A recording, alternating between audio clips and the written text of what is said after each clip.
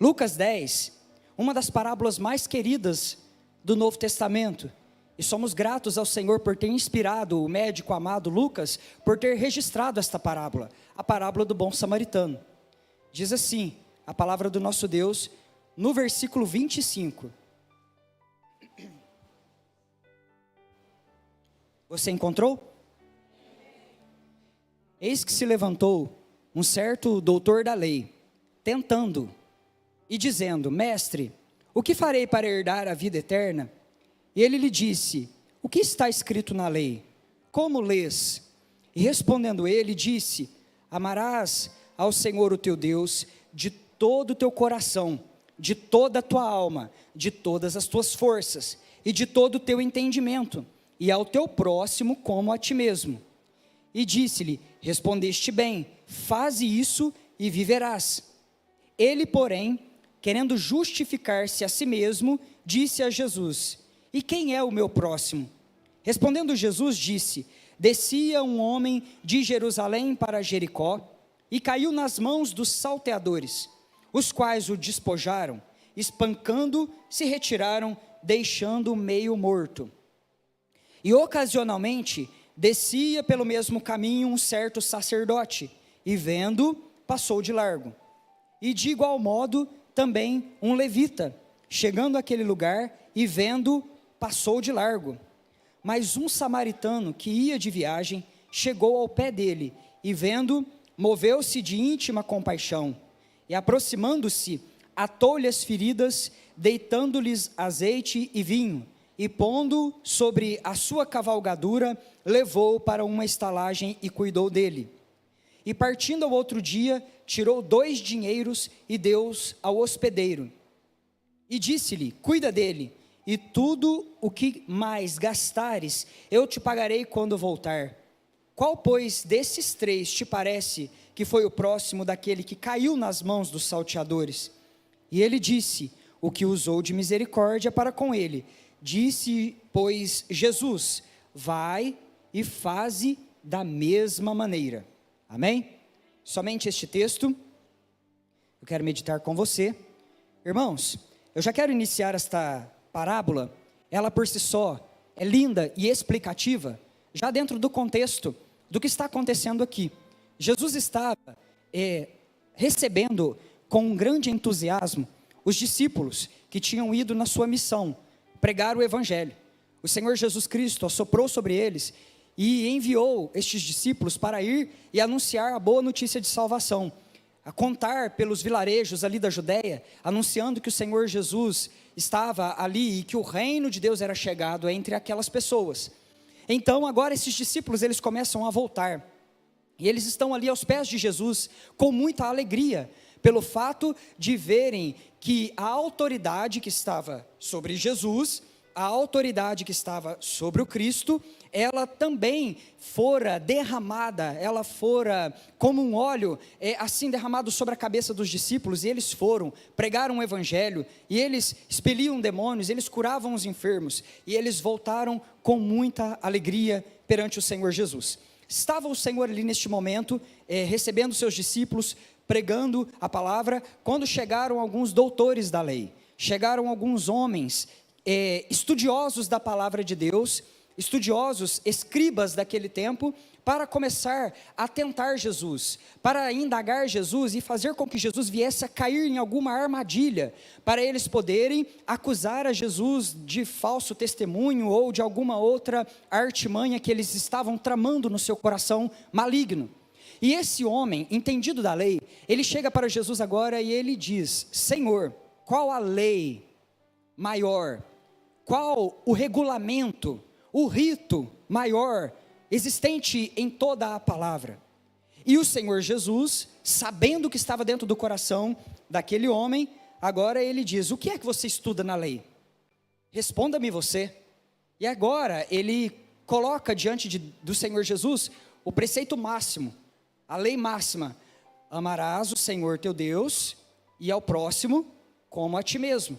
E Jesus olhou para ele e disse assim: vá, faça isso e você viverá, e você reinará, digamos assim. E esse homem, ainda querendo tentar Jesus mais um pouco, ele pergunta: Senhor, quem é o meu próximo? Então Jesus começa a contar uma história, usando as ruas, as estradas daquele lugar onde eles moravam, uma história muito simples de se entender, para que aquele homem, aquele estudioso e aquelas pessoas que estavam ali com muita atenção ouvindo Jesus, pudessem entender o reino de Deus, os desdobramentos do reino de Deus, a vontade perfeita do nosso Pai para os seus filhos nessa terra. E Jesus começa a contar uma história sobre Jericó, e ele diz que havia um homem judeu, e esse homem judeu estava passando nesta estrada. Irmãos, a estrada de Jericó para Jerusalém, ela é uma estrada muito conhecida lá na Judéia. Ela é uma estrada de 27 quilômetros, e é uma estrada muito íngreme, é realmente uma descida. De Jerusalém para Jericó, são mais ou menos assim, uma diferença de 1.000 metros, né? E aquela estrada, ela é literalmente uma ladeira, como se você estivesse descendo ali para Ubatuba, sabe, aquelas praias assim, aquela estrada íngreme, tortuosa, cheia de impedimentos, declives, uma estrada muito movimentada.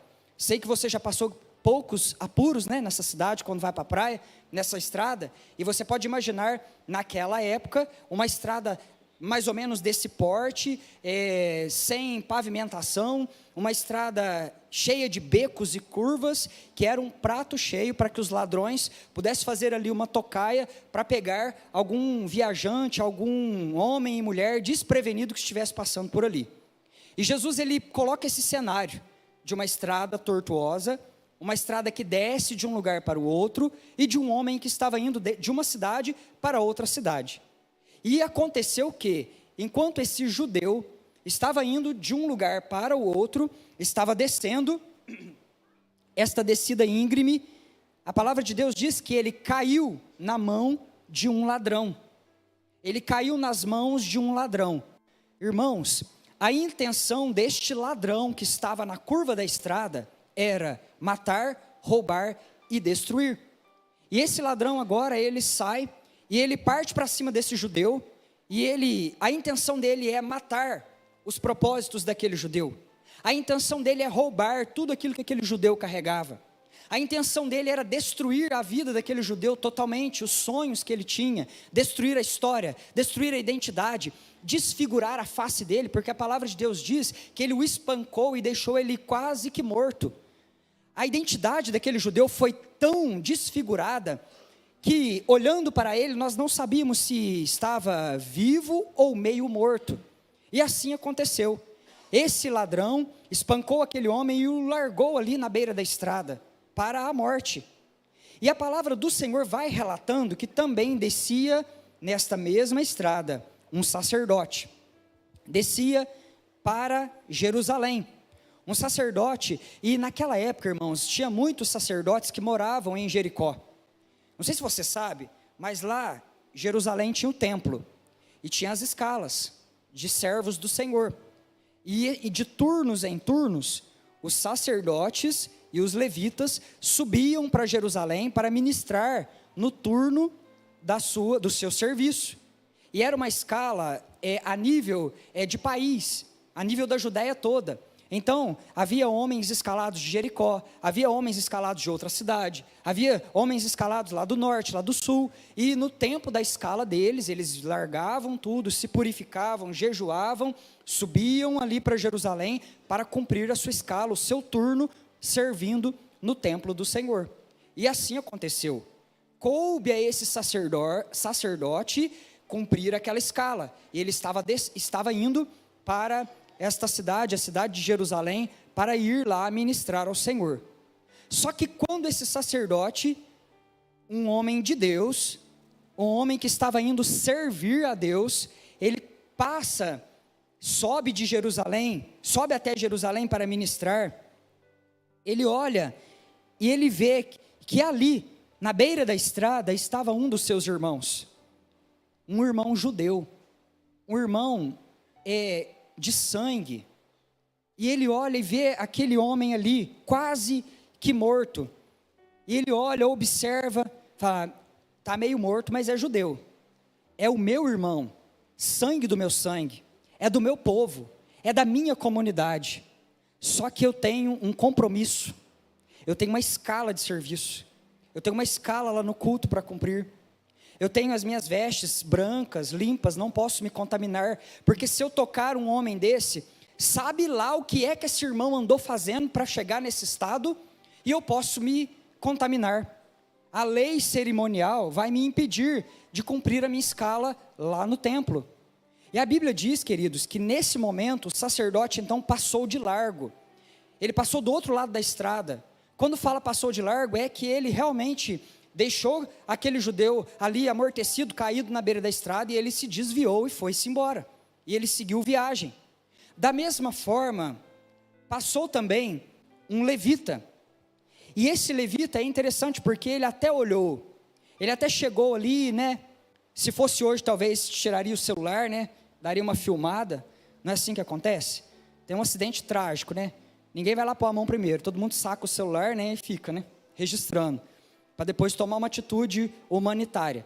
Então, certamente, se fosse hoje, esse camarada que estava indo também servir, estava indo servir a Deus, tirou ali, né, o seu celular, fez uma foto ali, registrou, mas ele até olhou, ele até contemplou, mas passou de largo também, foi embora também. Vamos observar que ele olhou, mas de certa forma desprezou a compaixão que sentiu por aquele seu irmão.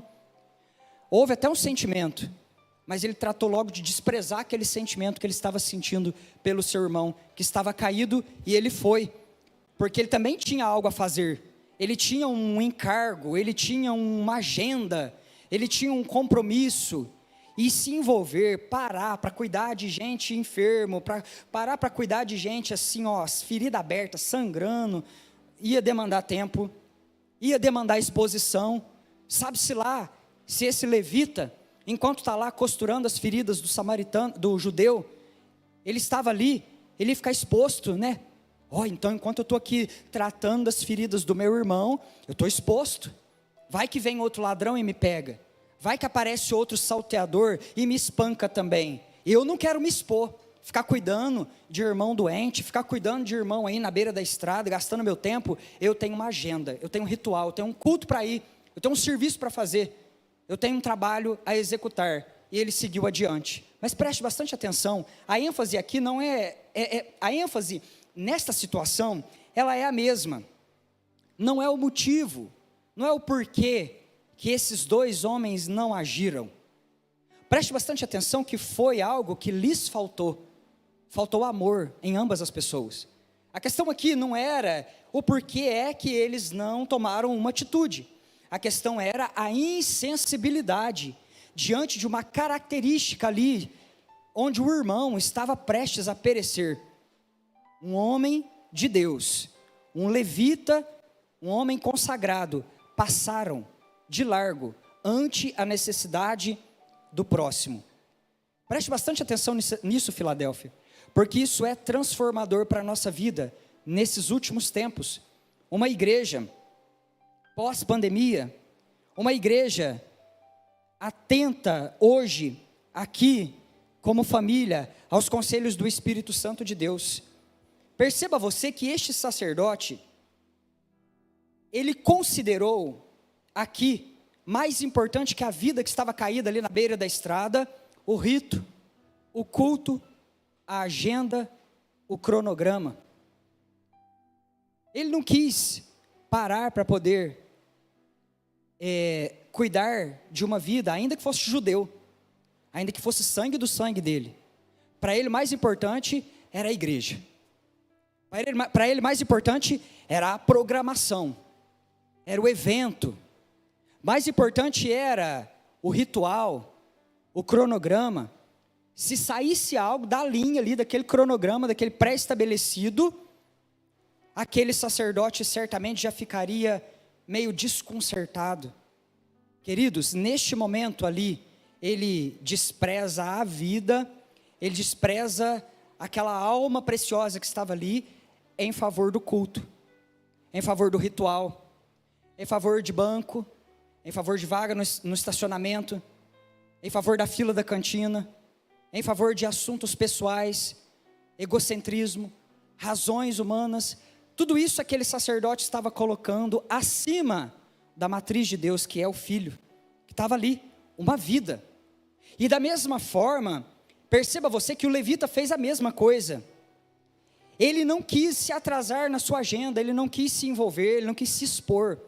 Acho essa palavra maravilhosa, que ele não quis se expor.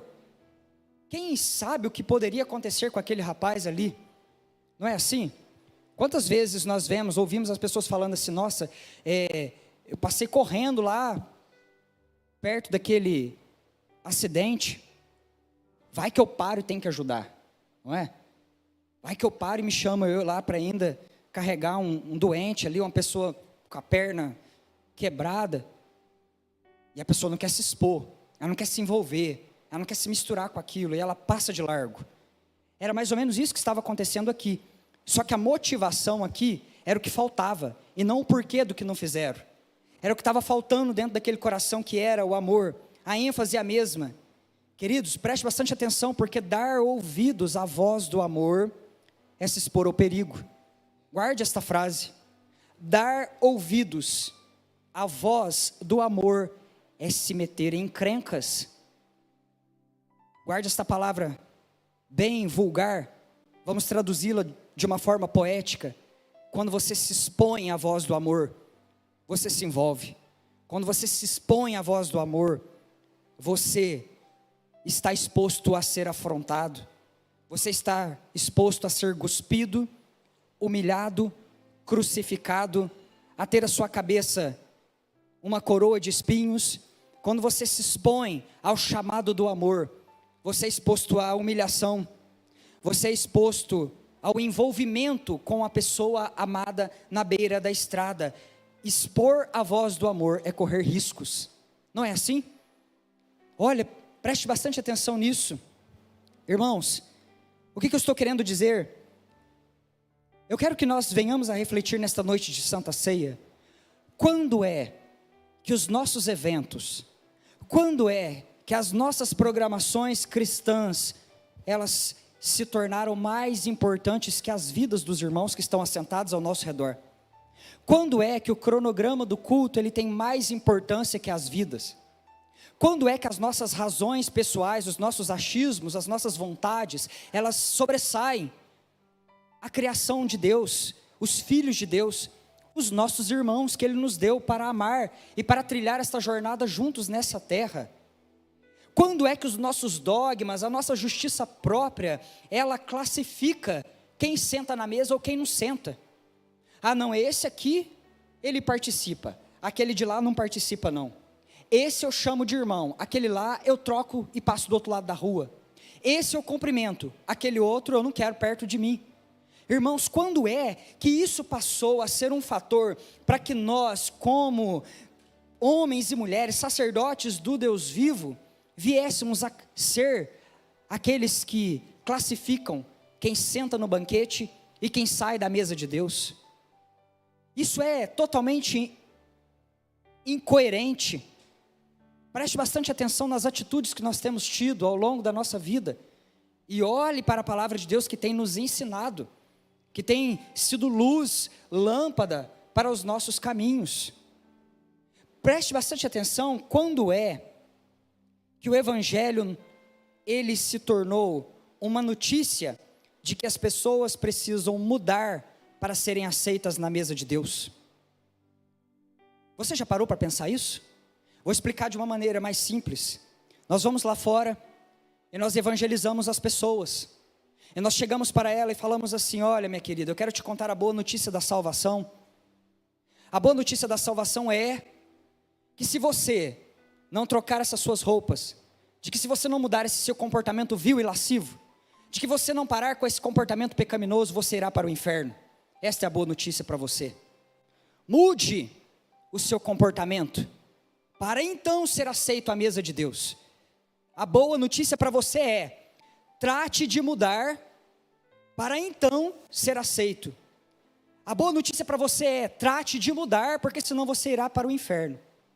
Queridos, quando que isso é uma boa notícia? Você sairia entusiasmado de ouvir essa boa notícia? Se você encontrasse com esse evangelista? Oh, mas que maravilha, então eu que já estou aqui afogado no pecado, porque o Espírito está gritando lá dentro, está gemendo lá dentro, porque a palavra de Deus diz assim, que a terra está gemendo, aguardando que os filhos vão lá fora contar a boa notícia, e esta pessoa que já está ali gemendo, procurando uma solução, procurando o caminho e a verdade que faça sentido para a vida dela, agora ela se encontra com o filho, e a notícia que o filho traz para ele é: faça mais um pouco de esforço, e assim você será aceito no reino de Deus. Isso não é evangelho de fé, isso é evangelho de obras, e isso não é evangelho de fé, Igreja Filadélfia, isso é obras. Faça para merecer a mesa, faz alguma coisa, depois nós vemos se o pai libera assim, uma vaga na mesa, para você ser filho, porque a primeira notícia que sai da cruz é: você é aceito filho de Deus. Jesus subiu na cruz do Calvário, quando você estava no lamaçal do pecado, então não houve mérito humano nenhum, não havia nada, e nunca haverá nada que nós poderemos, ou viermos a fazer, para poder garantir o nosso lugar na mesa do Pai. Isso é a boa notícia da salvação. Você chega lá fora, e você diz: você é filho de Deus, o Senhor Jesus morreu pela tua vida, para te dar um novo caminho, uma nova natureza. Você tem um lugar na mesa, reservado por Deus, basta você tomar posse, e se assentar à mesa. Queridos, e quando essa pessoa se assenta à mesa, na frente da presença do Pai, diante da luz do Espírito Santo de Deus, que esclarece todas as coisas, então esta palavra viva, ela salta para dentro do coração dela, e ela diz: Senhor, eu não posso mais continuar com as minhas velhas práticas, eu não posso mais continuar com a lascívia, eu não posso mais continuar sendo escravo dos vícios, e do meu temperamento vil, eu preciso mudar, eu preciso de vestes nupciais para comparecer à presença do Pai. E é assim que acontece, é a presença do Espírito Santo, é a revelação de Cristo Jesus, que santificará o pecador, e o tornará então mudado. Esse é o evangelho da fé, esse é o evangelho da fé.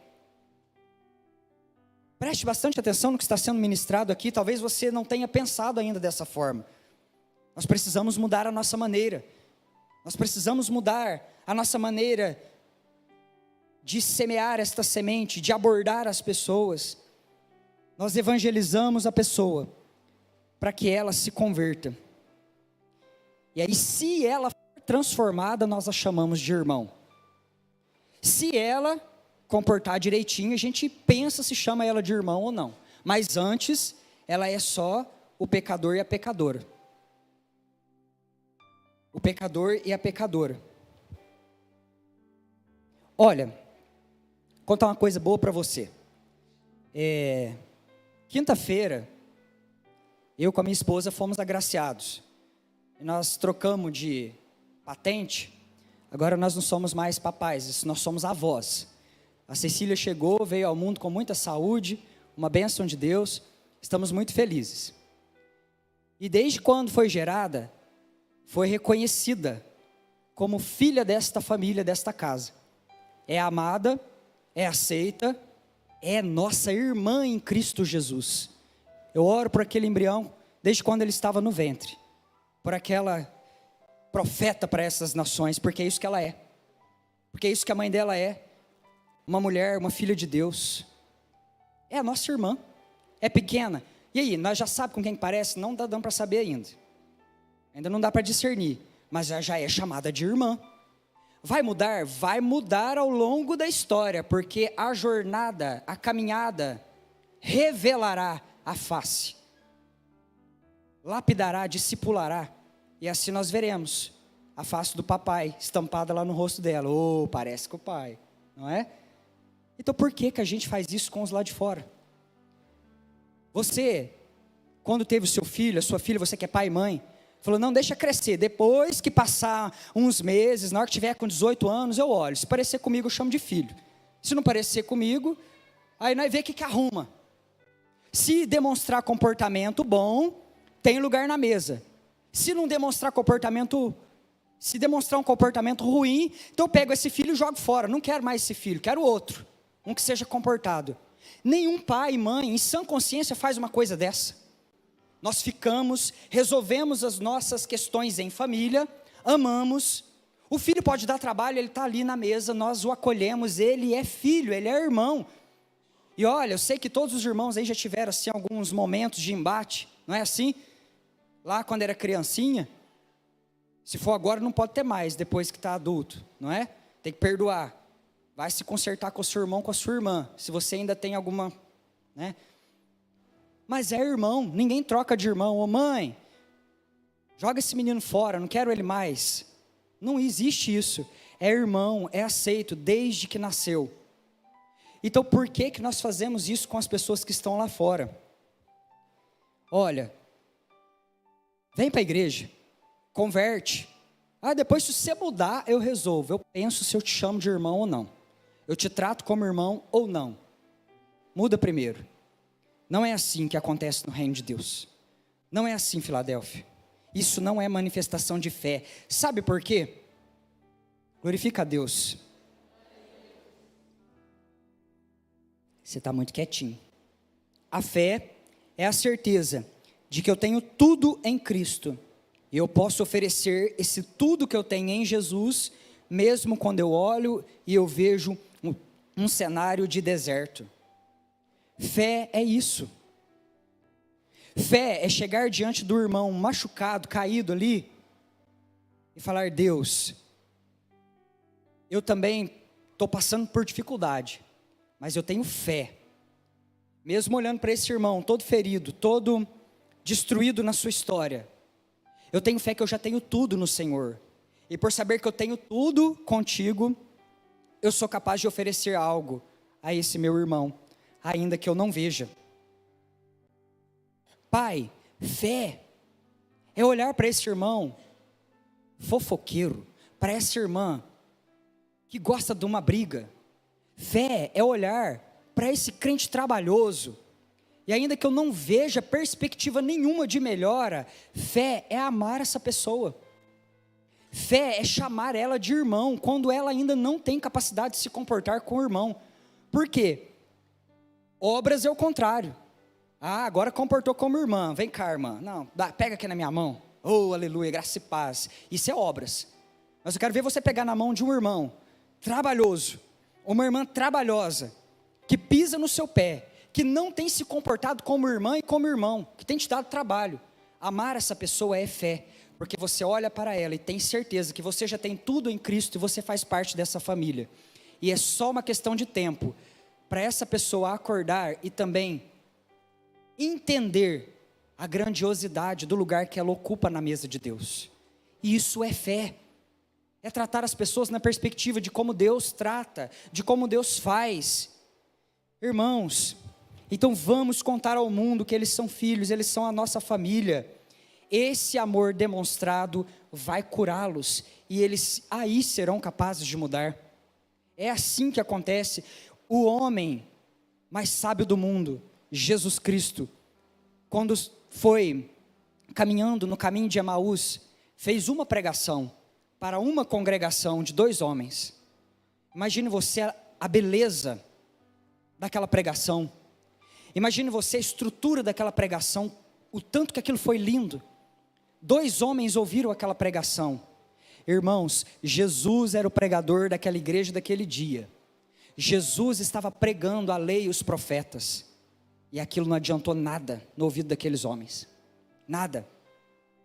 Não adiantou nada. Eles continuaram caminhando, e Jesus pregando, o maior pregador, falando. Aí Jesus falou: espera aí. E aí de repente chegou na encruzilhada, caminho de Emaús, Jesus deu uma assim, né? Aí eles: não, pronto, o senhor está indo, já está tarde, vem para cá, fica na nossa casa, dorme na nossa casa. Aí Jesus falou assim: agora eu vou demonstrar o amor, porque falação não adiantou nada. Preguei um sermão bonito, bem feito, não convenceu, então tudo aí do mesmo jeito. Aí Jesus pega, senta na mesa e demonstra o amor, pratica o amor, mostra o amor. A Bíblia diz que os olhos daqueles homens se abriram, o coração deles queimaram pela presença e eles falaram: é o Senhor Jesus, nós o reconhecemos. Irmãos, o mundo lá fora vai se interessar pela nossa pregação, pela nossa mensagem, quando nós praticarmos esta mensagem, quando nós partirmos o pão e entregarmos nas mãos uns dos outros, quando nós formos lá fora e praticarmos este amor que nós falamos aqui, que nós ouvimos. É o amor demonstrado que fará com que os ouvidos desta humanidade se abram para ouvir a mensagem que nós portamos, que nós temos a entregar. E Deus te colocou nessa estrada, como um homem, e existem vidas, como um sacerdote, como um homem consagrado a Deus, existem vidas à beira da estrada, que estão clamando por socorro. A sua casa, a sua faculdade, a sua família é a tua congregação, é a tua igreja. Deus te deu uma igreja para você pastorear, é o teu lar. Deus te deu uma igreja para você pastorear, é a tua faculdade. Deus te deu autoridade lá dentro do teu trabalho, é a tua igreja, aquele lugar. Aquelas pessoas são tuas ovelhas. Será que as ovelhas lá do teu trabalho olham para você e podem te chamar de um pastor, de um sacerdote? Você tem demonstrado, partido esse amor, aquilo que você tem ouvido do Senhor Jesus e recebido nas palavras, você tem compartilhado com as pessoas lá do teu trabalho? Você tem socorrido estes homens e mulheres que estão ali na beira do caminho? Tudo isso é uma grande plataforma para que você venha compartilhar o amor, evangelizar, fazer missões. Você é a voz, Filadélfia. Você é a voz para esta geração. Uma voz que tem autoridade para falar essa verdade, contar tudo aquilo que Deus fez na tua vida, compartilhar com o próximo aquilo que você recebeu de Deus. Faça isso. Foi assim que aconteceu. E nós muitas das vezes fazemos isso, nós ignoramos que lá, caído na beira da estrada, está um ser humano que é a matriz de Deus, um ser humano precioso. Deus soprou vida, matriz de Deus, matéria-prima de Deus, que Deus formou uma vida e está ali. Nós não podemos ignorar isso, Filadélfia. E foi isso que o samaritano enxergou. Sabe o que é o samaritano? O samaritano é um povo meio misturado. Tem um pedacinho lá de Israel, né? E teve uma época que a Síria veio e conquistou, levou todo mundo, destruiu aquele lugar. E falou assim: olha, esse povo de Deus aí, ó, não pode se levantar de novo não.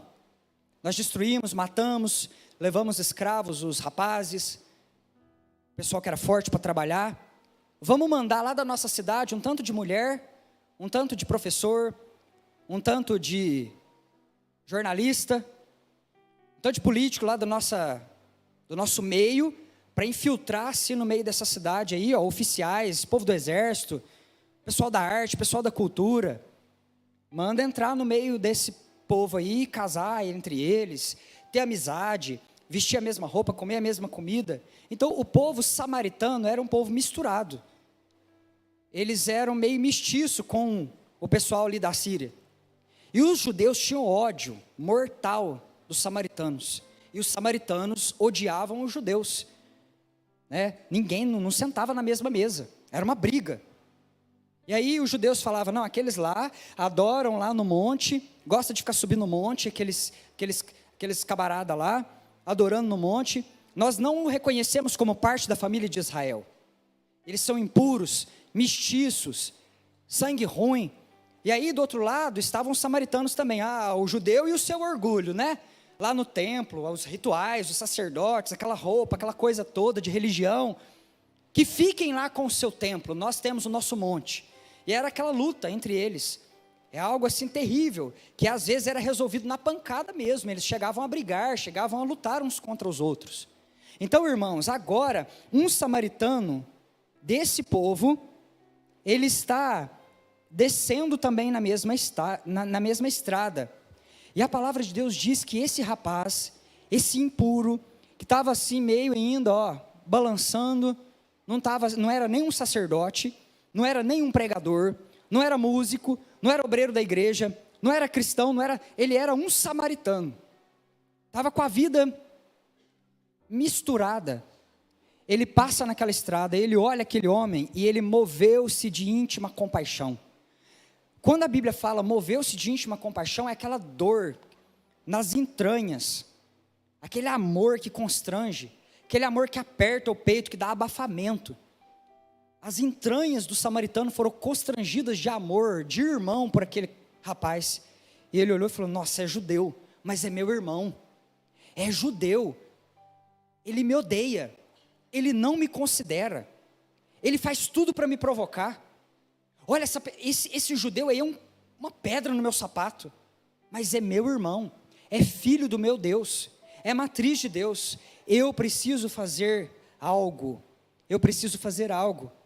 E é aí que o samaritano para, ele se expõe ao perigo, porque ele estava ali parado no meio de uma estrada cheia de ladrão. Ele se expõe ao poder e ao chamado do amor, e ele começa então a fazer um papel de médico, e ele começa a curar as feridas, ele vai costurando as feridas, ele derrama vinho em cima das feridas, desinfetando aquelas feridas, lavando aquelas feridas. Depois ele limpa, seca, e ele vem com um óleo, que é um unguento, um bálsamo, para curar e regenerar aquelas feridas. Irmãos, esse samaritano olhou para aquele judeu, agora curado, agora lavado, agora regenerado pelo óleo que foi derramado sobre a sua cabeça, e ele ainda não conseguia andar com as próprias pernas, ele ainda não conseguia caminhar com as próprias pernas, precisava de alguém dar o braço para ele, ajudar, colocar o ombro. Foi então que o samaritano pegou aquele rapaz, jogou aquele rapaz na sua montaria, dando suporte para ele, até que ele pudesse dar os seus primeiros passos. Ele leva este judeu sobre a sua montaria, esse ferido não poderia caminhar, o samaritano vai conduzindo ele até uma estalagem. Isso aqui eu acho lindo, isso aqui eu acho maravilhoso, porque lá na estalagem era o lugar dos peregrinos, abrigo de peregrinos, portas onde os peregrinos entravam para descansar as suas almas, enquanto o dono da estalagem estava cuidando de cada um deles. Então o samaritano, ele chega com aquele rapaz, que está meio doente ainda, que está meio ferido, que não pode ainda caminhar sozinho, precisa de alguém para caminhar com ele, e ele confia nas mãos do dono da hospedagem, ele entrega nas mãos do dono da hospedagem, e fala: cuida dele para mim. E os peregrinos ali, né, todos sentados, se agitando, todo mundo: não, arruma a mesa aqui, coloca ele deitado aqui, vamos ajeitar uma cama para ele, vamos curar alguma ferida que deve ter aberto aí no meio do caminho, vamos derramar óleo sobre ele. E esse samaritano, ele coloca nas mãos daquele dono daquela pousada um penhor, ele coloca nas mãos daquele dono daquela pousada um tesouro, e diz: cuida dele, assim como você tem cuidado dos outros peregrinos, cuida desse também, até que eu volte. E quando eu voltar, eu pagarei todas as dívidas, todos os gastos, tudo aquilo que esse judeu, você precisou usar para curar, a alimentação, a pousada. Quando eu voltar, a gente acerta todas as coisas. E assim, Jesus encerra essa parábola. Ele encerra essa parábola. Abra sua Bíblia comigo novamente, já estou caminhando para o final. Lucas 10.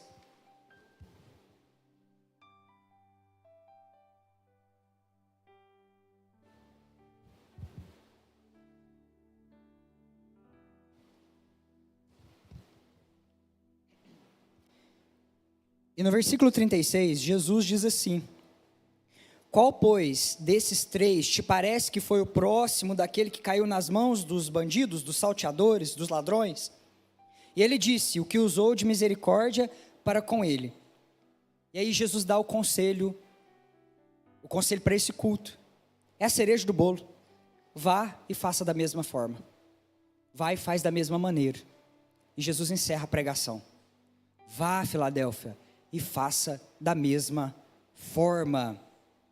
Vá e faça da mesma forma. Lembre-se que um dia você estava lá naquela estrada. Lembre-se que um dia você estava exposto, caído, machucado, sangrando, risco de morte, risco de perdição eterna, porque o ladrão, a saber, Satanás, ele veio sobre a tua família, veio sobre a tua vida, para matar, roubar e destruir, matar a sua vida, roubar os planos que Deus tem para a tua vida, destruir lá a tua casa. E queridos, ele bateu com força lá na tua família, bateu com força lá nos planos que você fazia e deixou você meio morto, meia morta, caída na beira do caminho, e você estava lá para morrer, para perecer, destinado ao inferno. E a lei veio e não pôde fazer nada por você. A lei veio no Antigo Testamento, por mais que ela fosse bem intencionada, pura, ela não poderia fazer nada por você, caído ali, e ela passou-se a dispensação da lei. E a religião veio na modernidade, com seus rituais, e também passou, porque ela não poderia fazer nada por você, até que veio que um dia foi taxado nessa terra, samaritano. Esse aí, esse Jesus é samaritano, é um endemoniado. Esse Jesus aí, pode vir alguma coisa boa lá de onde ele nasceu? Veio ele, esse que um dia foi chamado de samaritano, e ele verteu sobre a sua vida o sangue dele como um vinho, curando cada uma das tuas feridas. O sangue de Jesus fluiu como vinho sobre as tuas feridas, sobre a tua alma cansada, sobre aquelas machucaduras que estavam abertas, te levando para a morte, e o Senhor costurou com linhas de amor, o Senhor costurou as tuas feridas, o Senhor ligou as tuas feridas e as curou cada uma delas. E queridos, como se isso não bastasse, o Senhor Jesus derramou o Espírito Santo dele como um óleo, regenerando, curando, passando remédio aonde estava doendo, limpando a sujeira. Ele deu o seu Espírito como um óleo, curando o seu interior. Estávamos lá. Queridos, pare para pensar, quantas das vezes você não conseguiu caminhar com as tuas próprias pernas e Jesus te jogou e te deu suporte. Ele te levou sobre a sua montaria, ele te carregou, falou, não, hoje ele não está conseguindo caminhar com as pernas dele, está machucado, mas eu dou suporte, eu carrego no colo. Jesus te comprou por um alto preço de sangue. Houve sangue vertido sobre as tuas feridas. Aleluias. E sabe o que é lindo? Que um dia Jesus te confiou a essa família de peregrinos aqui, que é a igreja de Cristo Jesus, onde nós cuidamos uns dos outros. E o dono desta família de peregrinos é o Espírito Santo, que está aguardando Jesus voltar, para levar para si todos eles, todos esses peregrinos cansados dessa estrada, homens e mulheres que muitas das vezes foram machucados, mas que foram curados e chamados para a mesa de Deus. E assim, Jesus destinou aos cuidados da família da fé, até o dia da sua volta. E as palavras para ele hoje, Filadélfia, para nós vá e faça da mesma forma. Vá e faça da mesma forma. Cuidem uns dos outros até a volta de Jesus. Cuidem uns dos outros, zelem uns dos outros, se arrisque mais pelo teu irmão, ame mais, perdoe, coloque a vida das pessoas acima dos seus interesses pessoais. A palavra de Deus diz que nos últimos dias, Ele converteria o coração dos pais aos filhos, e dos filhos aos pais. Então a característica do tempo do fim é um arrependimento, é uma consciência de arrependimento dos nossos pecados. A palavra de Deus diz que nos últimos tempos, nós olharíamos para o Pai, e veríamos nele um amor tão grande transbordando sobre nós, que nós viríamos a nos constranger dos nossos maus caminhos, e nós desejaríamos com todo o nosso coração e fervor da nossa alma, nos arrepender e endireitar as nossas veredas, abandonar tudo aquilo que fere o coração do nosso Pai. Mas a palavra também diz que nos últimos dias haveria uma grande consciência de família, e os corações dos pais seriam voltados aos filhos e dos filhos aos pais. Unidade, é disso que o Senhor Deus está tratando nesta noite, Filadélfia. Vá e faça da mesma forma. Vá e faça da mesma forma. Lá fora os campos estão brancos para a colheita. Essa é a última hora, não haverá mais um chamado. Não adianta você ficar pensando, estou tão velho, estou tão velha, chegou a hora de parar. Queridos, você só tem essa vida para queimar no altar do Senhor. Queime o seu coração diante dele, servindo a Deus. Você que é jovem fala, talvez amanhã, talvez quando eu esteja mais capacitado. Você tem a palavra, você tem o Espírito, então você tem tudo que você precisa para fazer a vontade de Deus nesse tempo. O tempo está passando, a terra está fértil. Onde estão os semeadores? O mundo está sedento por respostas, o mundo está sedento por verdade, o mundo está sedento por beleza, por virtude, e você tem as respostas para esse mundo perdido. Vá, cure os enfermos, liberte os cativos, acolha aqueles que estão caídos na beira da estrada. Você tem a palavra da salvação.